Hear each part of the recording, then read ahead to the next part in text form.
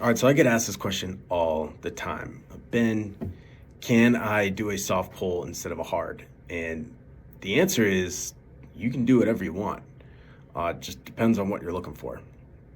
All right, the purpose of an application and a credit pull is to see if you can get a home. Okay, Fannie Mae and Freddie Mac, they decide if you get a home or not, and your credit score is a massive component of the algorithm that gives you a yes or a no on your application. So when you're comparing a soft and a hard pull, a soft pull is only going to take your score from one of the three credit bureaus, whereas the hard pull takes your score from all three. Okay, and your middle score is then used as your score. So you only get that score if you take a hard pull. So let's do an example. All right, so let's say your soft pull with just one bureau, which is Experian, was 662. All right, but had you done a hard pull and found the other two bureaus were showing 622 and 636, means your real middle score and your actual score is the middle of 662, 636, and 622. So that ends up being 636. Okay, so that 636 score is 2 tiers below the 662 score. Okay, your credit is judged in tiers of 20 points. 620 to 639 is a tier. Then a tier above that is 640 to 659, and then above that is 660 to 679. So the soft pull told you your score was 662 and it was really 636. Okay, Fannie and Freddie's algorithm could then be giving you a yes with that faux 662, when in reality it should be giving you a no in a lot of those cases. And that's a big problem here, okay? Even though there's plenty more issues that could come from it, which I'll highlight a few more here. Some other ones, for VA and FHA loans, you can't even get an answer back on a soft pull. Another issue with the soft pull is that the soft pull score can be an immediate lie for certain products and programs. With some, on top of the algorithm, there's a strict cutoff for loans or special programs, especially like jumbo loans. They'll say, hey, for example, you have to have over a 620 or 660 or 720 for this loan. Like I said earlier, the example I gave before was based on an algorithm. That's a different example, okay? Because you could get a no with that algorithm, but then possibly increase your down payment and then maybe still get an approval. Well, if you try to do that with some of these strict credit score cutoff loans, that wouldn't be an option. The third issue I could see from it, you can't make an offer with that soft pull. If you made an offer with it, it could be that you just lied that you can get the house and, told the listing agent you were good to buy the home. In that case, you want to get your earnest money deposit back after you did that. Good luck.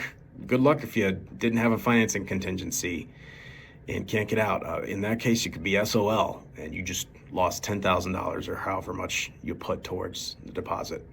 You can certainly do the soft pull, but before we make an offer on a home or after you go under contract, I'm still going to complete a hard credit pull for you because Fannie Mae and Freddie Mac won't let you close without it. Okay, one more thing here. Since you're not getting the real credit score, your interest rate, principal interest payment, mortgage insurance, and required closing costs, they're likely to be different, which can then also affect the yes or no decision.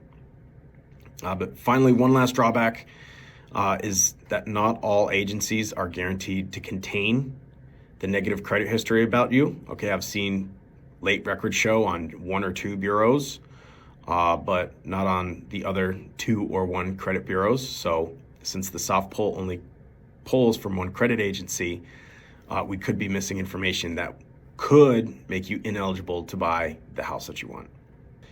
I mean, look, you guys are worried about this hard pull about affecting your credit score, but remember, it ain't every pull that reduces your credit score, okay? It's the cumulative amount of hard credit pulls that you're taking over the past 12 months that affects your score. So a credit pull from over a year ago, for example, no longer has an effect on your credit score.